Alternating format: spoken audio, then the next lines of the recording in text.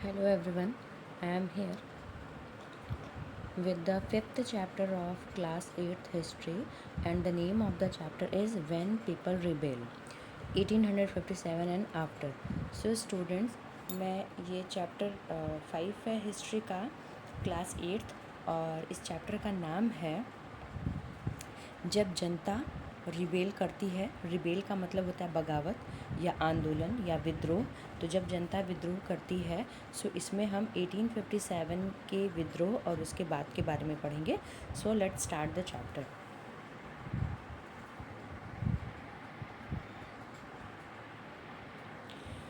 Policies and the people. Policies का मतलब होता है नीतियाँ, एंड पीपल का मतलब होता है लोग। So in the previous chapters you looked at the policies of the East India Company and the effect they had on different people. Kings, queens, peasants, landlords, tribals, soldiers were all affected in different ways. You have also seen how people resist policies and actions that harm their interest or go against their settlement. सो पिछले chapter में आपने east India company की नीतियों और जनता पर उसके प्रभावों के बारे में पढ़ा। इन नीतियों से राजाओं, रानियों, किसानों, ज़मींदारों, आदिवासियों, सिपाहियों सब पर तरह तरह के असर पड़े। आप ये भी देख चुके हैं कि जो नीतियाँ और कार्रवाइयाँ जनता के हित में नहीं होती थीं, जो उनकी भावनाओं को ठेस पहुँचाती थी, उनका लोग किस तरह से विरोध करते थे। नवाब लूज़ देयर पावर्स। इसका मीन्स ये हुआ कि उनको उनकी पावर हटा दी गई, मतलब उनकी जो सत्ता थी या उनका जो पावर था उनसे छीन गया। Since the mid 18th century nawabs and rajas had seen their power Erode.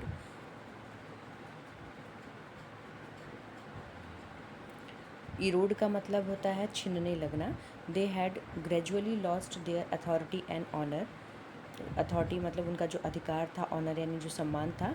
Residents had been stationed in many courts. The freedom of the rulers reduced, their armed forces disbanded, and their revenues and territories taken away by stages. So 18th century के middle में हम देखते हैं कि राजाओं और नवाबों की ताकत छिनने लगी थी। उनकी सत्ता और सम्मान दोनों खत्म होते जा रहे थे। बहुत सारे दरबारों में रेजिडेंट तैनात कर दिए गए थे। स्थानीय शासकों की स्वतंत्रता घटती जा रही थी। उनकी सेनाओं को भंग कर दिया गया। उनके राजस्व वसूली के अधिकार व इलाके एक एक करके छीने जा रहे थे। Many ruling families tried to negotiate with the company to protect their interest. For example, Rani Lakshmibai of Jhansi wanted the company to recognize her adopted son as the heir to the kingdom after the death of her husband. यहाँ पे hair का मतलब है उत्तराधिकारी। Nana Sahib, the adopted son of Peshwa Bajirao II, pleaded that he be given his father's pension when the latter died.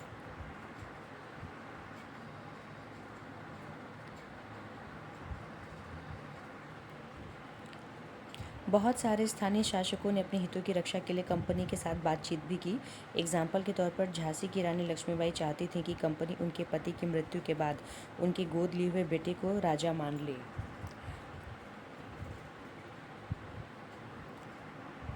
नाना साहब भी चाहते थे कि उनका जो अडॉप्टेड सन है Peshwa Bajirao second,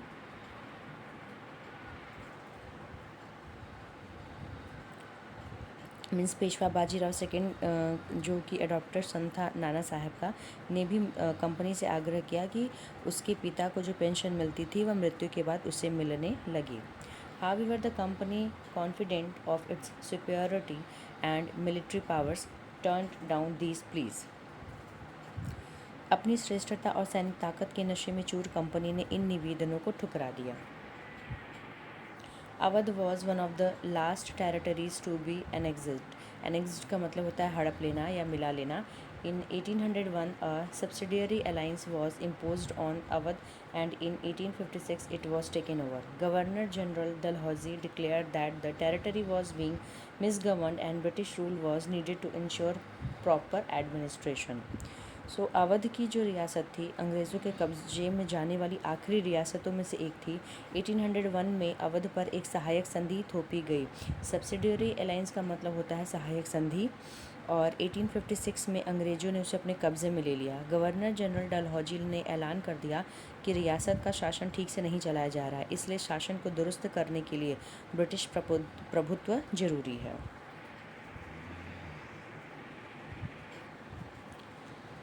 The company even began to plan how to bring the Mughal dynasty to an end. The name of the Mughal king was removed from the coins minted by the company. In 1849, Governor General Dalhousie announced that after the death of Bahadur Shah Zafar, the family of the king would be shifted out of the Red Fort and given another place in Delhi to reside in. In 1856, Governor General Canning decided that Bahadur Shah Zafar would be the last Mughal king, and after his death none of his descendants यानी वंशज would be recognized as king. They would just be called princes. Company ने मुग़लों के शासन को ख़त्म करने की भी पूरी योजना बना ली थी. कंपनी द्वारा जारी किए गए सिक्कों पर से मुग़ल बादशाह का नाम हटा दिया गया. 1849 में गवर्नर जनरल डलहौजी ने ऐलान किया कि बहादुर शाह ज़फ़र की मृत्यु के बाद बादशाह के परिवार को लाल किले से निकाल कर उसे दिल्ली में कहीं और बसाया जाएगा. 1856 में गवर्नर जनरल कैनिंग ने फैसला किया कि बहादुर शाह ज़फ़र आखिरी मुग़ल बादशाह होंगे. उनकी मृत्यु के बाद उनके किसी भी वंशज को बादशाह नहीं माना जाएगा. उन्हें केवल राजकुमारों के रूप में ही मान्यता मिलेगी. The peasants and the sepoy, किसान और सिपाही. In the country side peasants and ज़मींदार resented the high taxes and the rigid methods of revenue collection. Many failed to pay back their loans to the moneylenders and gradually lost the lands they had tilled for generations. गांव में किसान और ज़मींदार भारी भरकम लगान और कर वसूली के सख्त तौर तरीक़ों से परेशान थे. बहुत सारे लोग महाजनों से लिया कर्ज नहीं लौटा पा रहे थे. इसके कारण उनकी पीढ़ियों और पीढ़ियों से जो उनकी पुरानी ज़मीनें थी हाथ से निकलती जा रही थी. The Indian sepoys in the employ of the company also had reasons for discontent.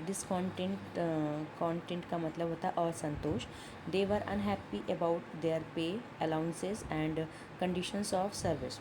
Some of the new rules, moreover, violated their religious sensibilities and beliefs. Did you know that in those days many people in the country believed that if they crossed the sea they would lose their religion and caste? So when in 1824 the sepoys were told to go to Burma by the sea route to fight for the company, they refused to follow the order, though they agreed to go by the land route. Company के तहत काम करने वाले भारतीय सिपाहियों के असंतोष की अपनी वजह थी. वे अपने वेतन, भत्तों और सेवा शर्तों के कारण परेशान थे. कई नए नियम उनकी धार्मिक भावनाओं और आस्थाओं को ठेस पहुंचाते थे. क्या आप जानते हैं कि उस ज़माने में बहुत सारे लोग समुद्र पार नहीं जाना चाहते थे. उन्हें लगता था कि समुद्र यात्रा से उनका धर्म और जाति भ्रष्ट हो जाएंगे. जब 1824 में सिपाहियों को कंपनी की ओर से लड़ने के लिए समुद्र के रास्ते बर्मा जाने का आदेश मिला तो उन्होंने इस हुक्म को मानने से इनकार कर दिया. उन्हें ज़मीन के रास्ते से जाने में ऐतराज़ नहीं था. They were severely punished, and since the issue did not die down, in 1856 the company passed a new law which stated that every new person who took up employment in the company's army had to agree to serve overseas if required. सरकार का हुक्म न मानने के कारण उन्हें सख्त सज़ा दी गई. क्योंकि यह मुद्दा अभी ख़त्म नहीं हुआ था इसलिए 1856 में कंपनी को एक नया कानून बनाना पड़ा.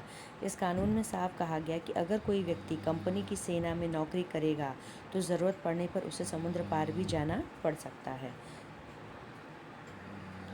Sepoys also reacted to what was happening in the countryside.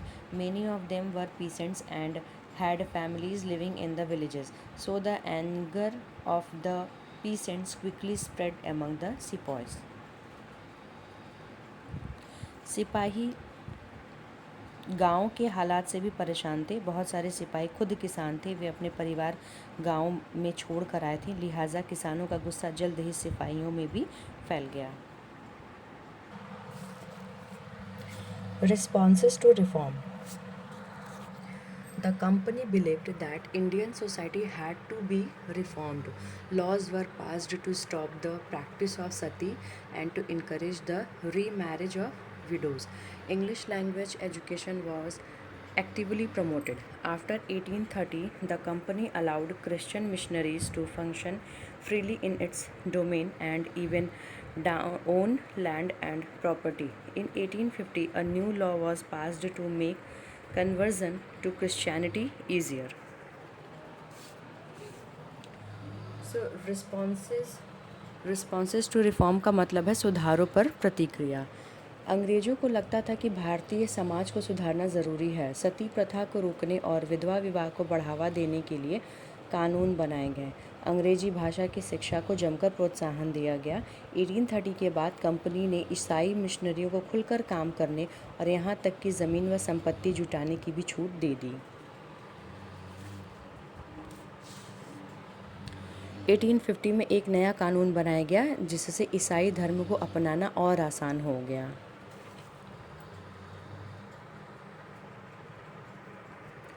This law allowed an Indian who had converted to Christianity to inherit the property of his ancestors.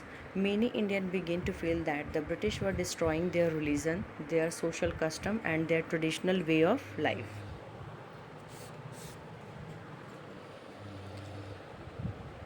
इस कानून में प्रावधान किया गया था कि अगर कोई भारतीय व्यक्ति ईसाई धर्म अपनाता है तो उसे पुरखों की संपत्ति पर उसका अधिकार पहले ही जैसा होगा। बहुत सारे भारतीयों को यकीन हो गया था कि अंग्रेज उनका धर्म, उनके सामाजिक रीति रिवाज और परंपरागत जीवन शैली को नष्ट कर रहे हैं।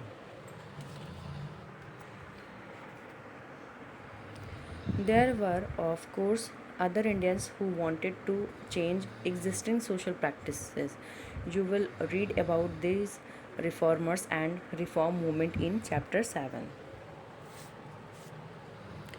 दूसरी तरफ ऐसे भारतीय भी थे जो मौजूदा सामाजिक व्यवस्था में बदलाव चाहते थे। इन सुधारकों और उनके सुधार आंदोलनों के बारे में आप चैप्टर 7 में पढ़ेंगे। Through the eyes of the people means जनता की नज़र से। To get a glimpse of what people were thinking those days about British rule, study source 1 and 2।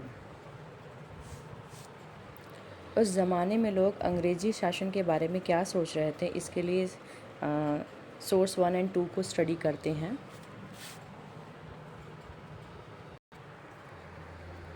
A mutiny becomes a popular rebellion, यानी कि सैनिक विद्रोह जन विद्रोह बन गया। Though struggles between rulers and the ruled are not unusual, sometimes such struggles become quite widespread as a popular resistance so that the power of the state break down.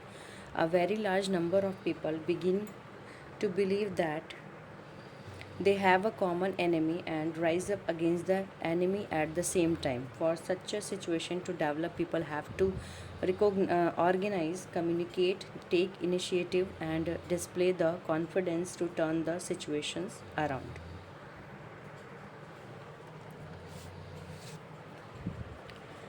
यद्यपि शासक और प्रजा के बीच संघर्ष कोई अनोखी बात नहीं होती, लेकिन कभी कभी ये संघर्ष इतने फैल जाते हैं कि राज्य की सत्ता छिन्न भिन्न हो जाती है। बहुत सारे लोग मानने लगे हैं कि उन सबका शत्रु एक है, इसलिए वे सभी कुछ करना चाहते हैं। इस तरह की स्थिति में हालात अपने हाथ में लेने के लिए लोगों को संगठित होना पड़ता है, उन्हें संचार, पहलकदमी और आत्मविश्वास का परिचय देना होता है।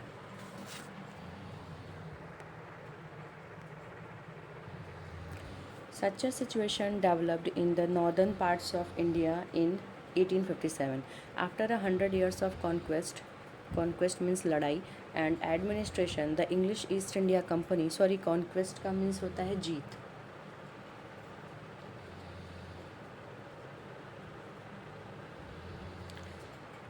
And administration, the English East India Company faced a massive rebellion that started in May 1857 and threatened the company's very presence in India. Sepoy mutinied in several places beginning from Meerut, and a large number of people from different sections of society rose up in rebellion. Some regard it as the biggest armed resistance to colonialism in the 19th century anywhere in the world. Bharat की north side में 1857 में ऐसी ही स्थिति पैदा हो गई थी. फतह और शासन के 100 ईयर्स के बाद ईस्ट इंडिया कंपनी को एक भारी विद्रोह, रिबेलियन यानी विद्रोह से जूझना पड़ रहा था. मई 1857 में शुरू हुई इस बगावत ने भारत में कंपनी का अस्तित्व ही खतरे में डाल दिया था.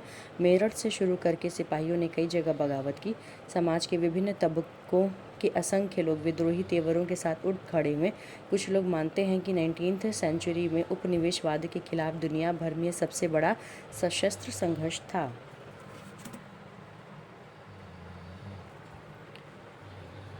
फ्रॉम मेरठ टू दिल्ली, मेरठ से दिल्ली तक.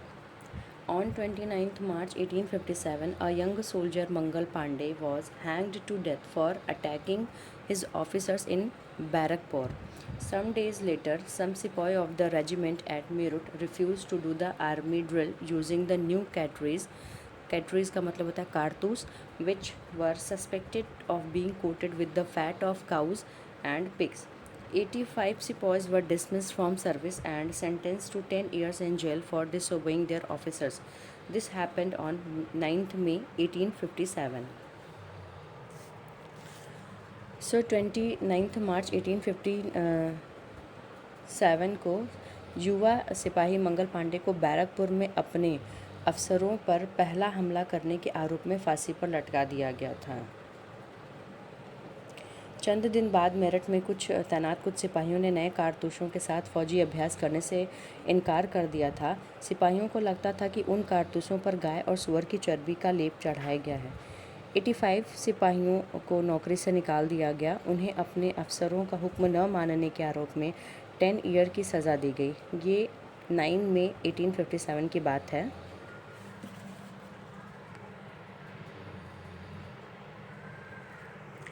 The response of the other Indian soldiers in Meerut was quite extraordinary. On 10th May, the soldiers marched to the jail in Meerut and released the imprisoned sepoy.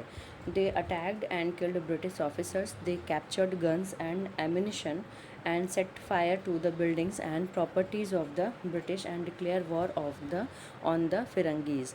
The soldiers were determined to bring an end to their rule in the country.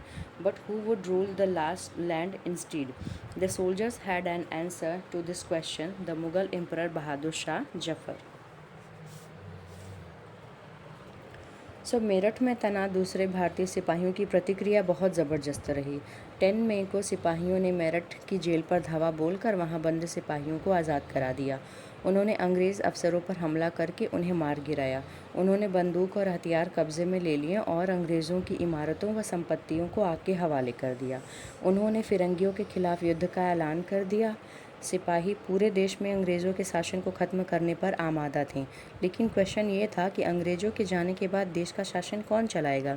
सिपाहियों के पास इसका भी answer था. वे मुग़ल सम्राट बहादुर शाह जफ़र को देश का शासन सौंपना चाहते थे.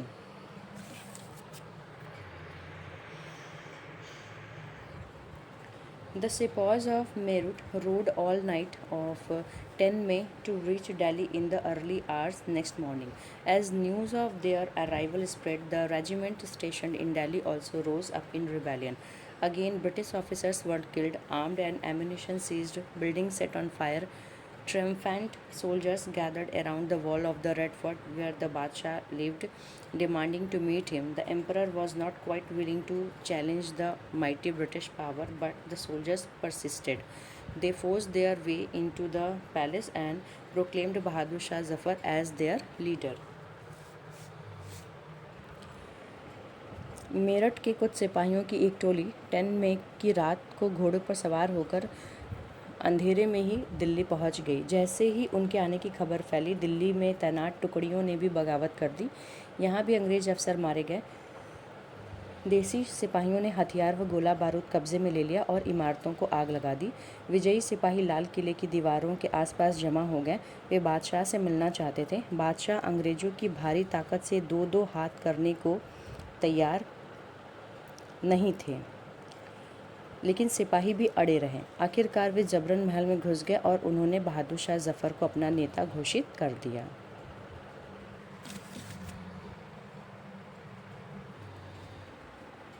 The aging emperor had to accept this demand. He wrote letters to all the chiefs and rulers of the country to come forward and organize a confederacy of Indian states to fight the British. This single step taken by Bahadur Shah had great implications. बूढ़े बादशाह को सिपाहियों की ये मांग माननी पड़ी। उन्होंने देश भर के मुखियाओं और शासकों को चिट्ठी लिखकर अंग्रेज़ों से लड़ने के लिए भारतीय राज्यों का एक संघ बनाने का आह्वान किया।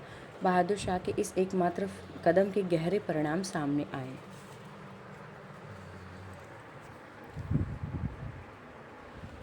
The Mughal dynasty had ruled over a very large part of the country. Most smaller rulers and chieftains controlled different territories on behalf of the Mughal ruler. Threatened by the expansion of British rule, many of them felt that if the Mughal emperor could rule again, they too would be able to rule their own territories once more under Mughal authority. अंग्रेज़ों से पहले देश के बहुत बड़े हिस्से पर मुग़ल साम्राज्य का ही शासन था। ज़्यादातर छोटे शासक और रजवाड़े मुग़ल बादशाह के नाम पर ही अपने इलाकों का शासन चलाते थे। ब्रिटिश शासन के विस्तार से भयभीत ऐसे बहुत सारे शासकों को लगता था कि अगर मुग़ल बादशाह दोबारा शासन स्थापित कर लें तो वे मुग़ल आधिपत्य में दोबारा अपने इलाकों का शासन बेफिक्र होकर चलाने लगेंगे।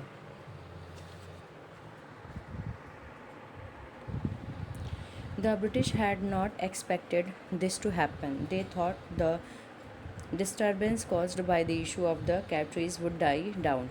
But Bahadur Shah Zafar's decision to bless the rebellion changed the entire situation dramatically. Often when people see an alternative possibility, they feel inspired and enthused.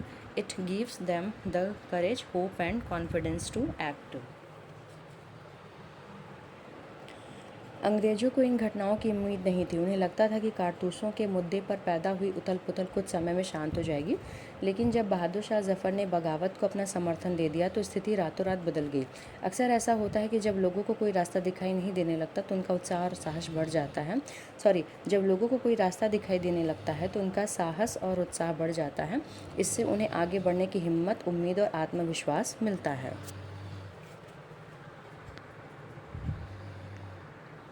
The rebellion spreads, यानी बगावत फैलने लगी। After the British were routed from Delhi, there was no uprising for almost a week. It took that much time for news to travel. Then a spurt of mutinies began. जब दिल्ली से अंग्रेज़ों के पैर उखड़ गए तो लगभग एक हफ्ते तक कहीं कोई विद्रोह नहीं हुआ। ज़ाहिर है खबर फैलने में भी कुछ समय तो लगना ही था, लेकिन फिर तो विद्रोहों का सिलसिला शुरू हो गया। Regiment after regiment mutinied and took off to join other troops at nodal points like Delhi, Kanpur and Lucknow. After them, the people of the towns and villages also rose up in the rebellion and rallied around the local leaders. Zamindars and chiefs who were prepared to establish their authority and fight the British. Nana Sahib, an adopted son of the late Peshwa Baji Rao, who lived near Kanpur, gathered armed forces and expelled the British garrison from the city. He proclaimed himself Peshwa. He declared that he was a governor under Emperor Bahadur Shah Zafar. एक के बाद एक हर regiment में सिपाहियों ने विद्रोह कर दिया और वे दिल्ली, कानपुर व लखनऊ जैसे मुख्य बिंदुओं पर दूसरी टुकड़ियों का साथ देने को निकल पड़े। उनकी देखा देखी कस्बों और गांवों के लोग भी बगावत के रास्ते पर चलने लगे। वे स्थानीय नेताओं, जमींदारों और मुखियाओं के पीछे संगठित हो गए। ये लोग अपनी सत्ता स्थापित करने लगे और अंग्रेजों से लोहा लेने को तैयार थे। स्वर्गीय पेशवा बाजीराव के दत्तक पुत्र यानी कि एडॉप्टेड सन नाना साहेब कानपुर के पास रहते थे। उन्होंने सेना इकट्ठा की और ब्रिटिश सैनिकों को शहर से खदेड़ दिया। उन्होंने खुद को पेशवा घोषित कर दिया।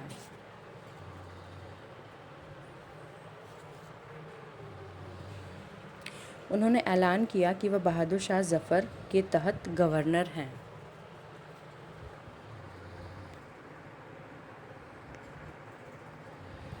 In Lucknow, Birjiz Qadr the son of the deposed Nawab Wazid Ali Shah, was proclaimed the new Nawab. He too acknowledged the suzerainty of Bahadur Shah Zafar.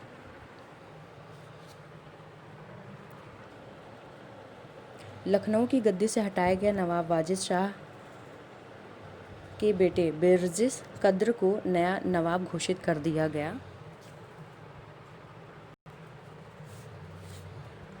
Birjis कद्र ने भी बहादुर शाह जफ़र को अपना बादशाह मान लिया। His mother, Begum Hazrat Mahal, took an active part in organizing the uprising against the British in Jhansi. Rani Lakshmi Bai joined the rebel sepoy and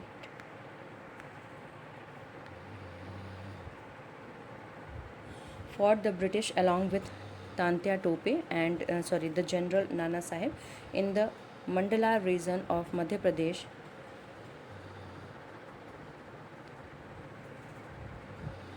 Rani Avanti Bai Lodhi of Ramgarh raised and led an army of 4,000 against the British who had taken over the administration of her state.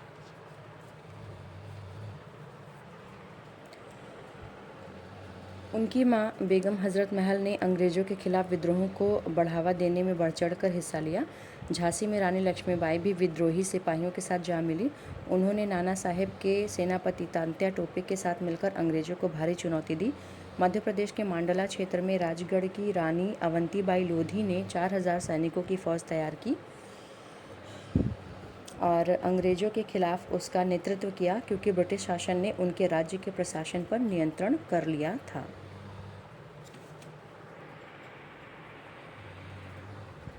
The British were greatly outnumbered by the rebel forces. They were defeated in a number of battles. This convinced the people that the rule of the British had collapsed for good and gave them the confidence to take the plunge and join the rebellion. A situation of widespread popular rebellion developed in the region of Awadh in particular.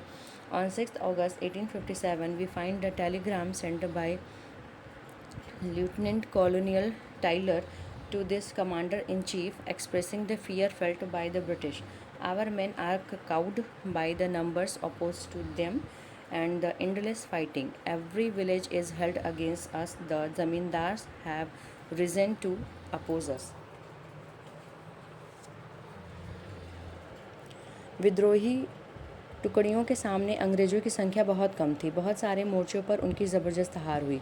इससे लोगों को यकीन हो गया कि अब अंग्रेज़ों का शासन खत्म हो चुका है।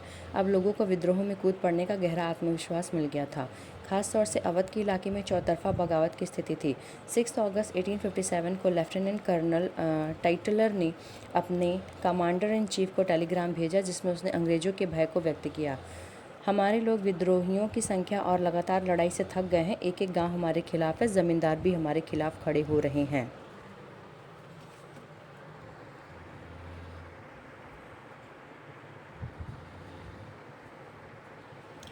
Many new leaders came up. For example, Ahmadullah Shah, a Maulvi from Faizabad, prophesied that the rule of the British would come to an end soon.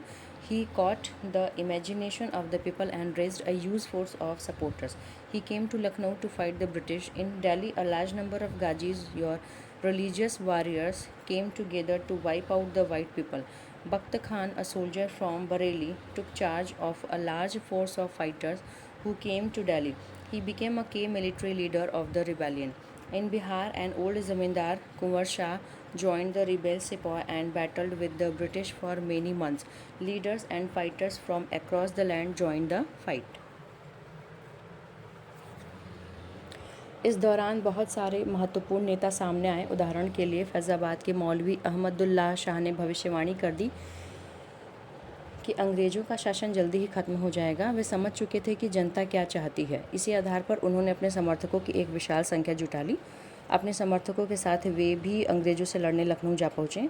Delhi में अंग्रेज़ों का सफाया करने के लिए बहुत सारे गाजी यानी धर्म योद्धा इकट्ठा हो गए थे। बरेली के सिपाही बख्त खान ने लड़ाकों की एक विशाल टुकड़ी के साथ दिल्ली की ओर कूच कर दिया। वह इस बगावत में एक मुख्य व्यक्ति साबित हुए। बिहार के एक पुराने ज़मींदार कुंवर सिंह ने भी विद्रोही सिपाहियों का साथ दिया और महीनों तक अंग्रेज़ों से लड़ाई लड़ी। तमाम इलाकों के नेता और लड़ाके इस युद्ध में हिस्सा ले रहे थे।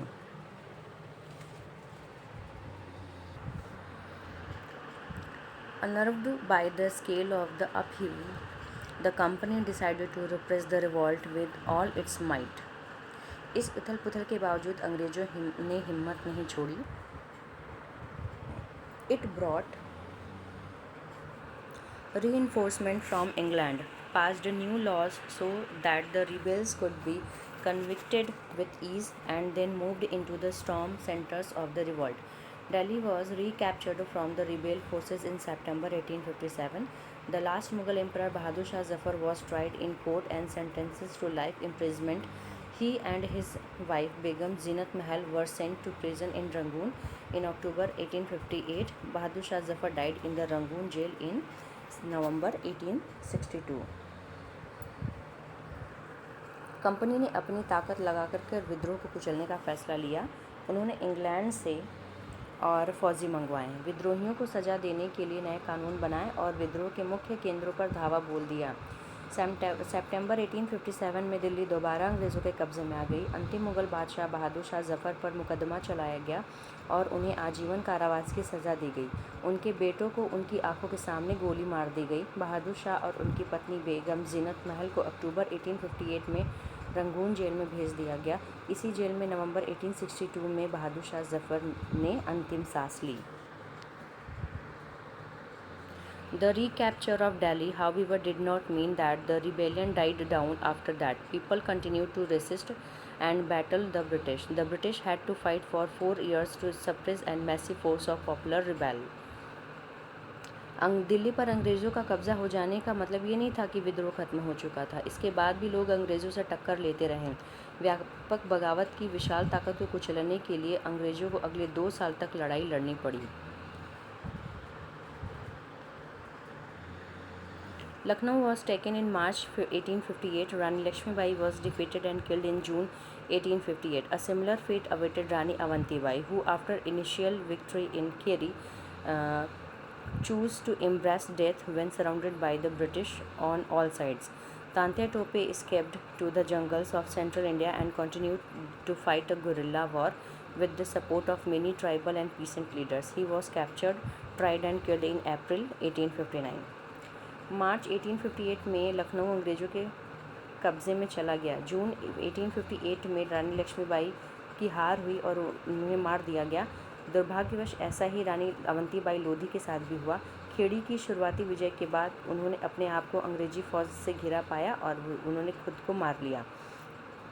तांत्या टोपे मध्य भारत के जंगलों में रहते हुए आदिवासियों और किसानों की सहायता से छापामार युद्ध चलाते रहे।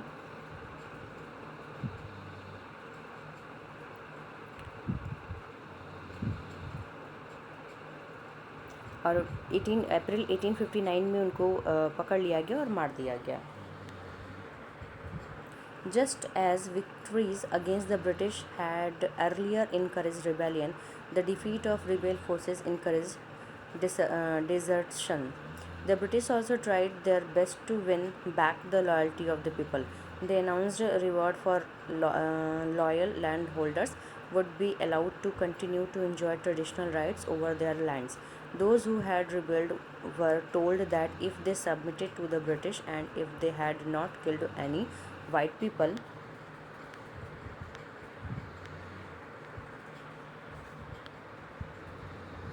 they would remain safe and their rights and claim to land would not be denied. Nevertheless, hundreds of sepoy rebel Nawabs and Rajas were tried and hanged.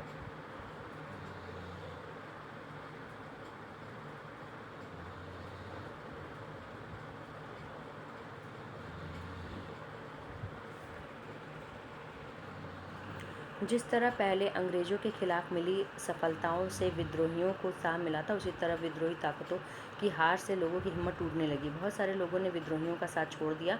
अंग्रेज़ों ने भी लोगों का विश्वास जीतने के लिए हर संभव प्रयास किया। उन्होंने वफादार भूस्वामियों के लिए इनामों का ऐलान किया, उन्हें आश्वासन दिया कि उनकी ज़मीन पर उनके परंपरागत अधिकार बने रहेंगे। जिन्होंने विद्रोह किया था उनसे कहा गया था कि अगर वे अंग्रेज़ों के सामने समर्पण कर देते हैं अगर उन्होंने किसी अंग्रेज़ की हत्या नहीं की तो वो सुरक्षित रहेंगे और ज़मीन पर उनके अधिकार और दावेदारी बनी रहेगी। इसके बावजूद सैकड़ों सिपाहियों, विद्रोहियों, नवाबों और राजाओं पर मुकदमे चलाए गए, उन्हें फांसी पर लटका दिया गया। आफ्टरमाथ मीन्स विद्रोह के बाद के साल।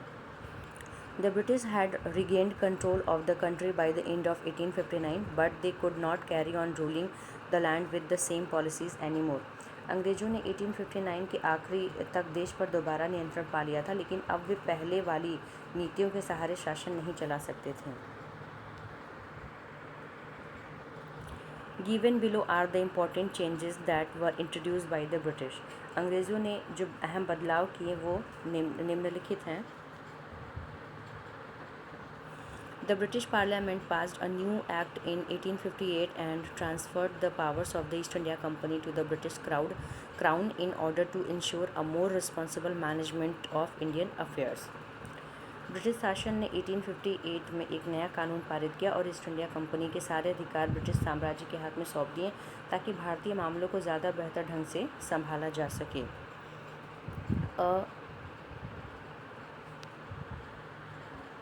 Member of the British Cabinet was appointed Secretary of State for India and made responsible for all matters related to the governance of India. He was given a council to advise him, called the Indian Council. The Governor General of India was given the title of Viceroy, that is, a personal representative of the Crown. Through these measures, the British government accepted direct responsibility for ruling India. British मंत्रिमंडल के एक सदस्य को भारत मंत्री के रूप में नियुक्त किया गया। उसे भारत के शासन से संबंधित मामलों को संभालने का जिम्मा सौंपा गया। उसे सलाह देने के लिए एक परिषद का गठन किया गया जिसे इंडिया काउंसिल कहा जाता था। भारत के गवर्नर जनरल को वायसराय का ओहदा दिया गया। इस प्रकार उसे इंग्लैंड के राजा या रानी की निजी प्रतिनिधि घोषित कर दिया गया। फलस्वरूप अंग्रेज सरकार ने भारत के शासन की जिम्मेदारी सीधे अपने हाथों में ले ली। All ruling chiefs of the country were assured that their territory would never be annexed in future.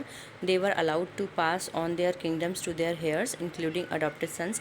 However, they were made to acknowledge the British Queen as their sovereign paramount. Thus, the Indian rulers were to hold their kingdoms as subordinate of the British Crown. देश के सभी शासकों को भरोसा दिया गया कि भविष्य में कभी भी उनके भूक्षेत्र पर कब्जा नहीं किया जाएगा। उन्हें अपनी रियासत अपने वंशजों यहाँ तक कि अपने अडॉप्टेड सन को सौंपने की छूट दे देगी, लेकिन उन्हें इस बात के लिए प्रेरित किया गया कि वे ब्रिटेन की रानी को अपना अधिपति स्वीकार करें। इस तरह भारतीय शासकों को ब्रिटिश साम्राज्य के अधीन शासन चलाने की छूट दी गई। It was decided that the proportion of Indian soldiers in the army would be reduced and the number of European soldiers would be increased. It was also decided that instead of recruiting soldiers from Awadh, Bihar, Central India and South India, more soldiers would be recruited from among the Gurkhas, Sikh and Pathan. सेना में भारतीय सिपाहियों का अनुपात कम करने और यूरोपीय सिपाहियों की संख्या बढ़ाने का फैसला लिया गया। ये भी तय किया गया कि अवध, बिहार, मध्य भारत और दक्षिण भारत से सिपाहियों की भर्ती करने की बजाय अब गोरखा, सिखों और पठानों में से ज़्यादा सिपाही भर्ती किए जाएंगे। The land and property of Muslims was confiscated on a large scale and they were treated with suspicion and hostility. The British believed that they were responsible for the rebellion in a big way. मुसलमानों की ज़मीन और संपत्ति बड़े पैमाने पर जब्त कर ली गई। उन्हें संदेह व शत्रुता के भाव से देखा जाने लगा। अंग्रेज़ों को लगता था कि ये विद्रोह उन्होंने ही खड़ा किया था। The British decided to respect the customary religious and social practice of the people in India. अंग्रेजों ने फैसला लिया कि वह भारत के धर्म और सामाजिक रीति रिवाजों का सम्मान करेंगे। Policies were made to protect landlords and zamindars and give them security of rights over their lands. भूस्वामियों और ज़मींदारों की रक्षा करने तथा ज़मीन पर उनके अधिकारों को स्थायित्व देने के लिए नीतियाँ बनाई गई। दस a new phase of history begin after 1857। इस प्रकार 1857 के बाद भारत के इतिहास का एक नया चरण शुरू होता है। Thank you.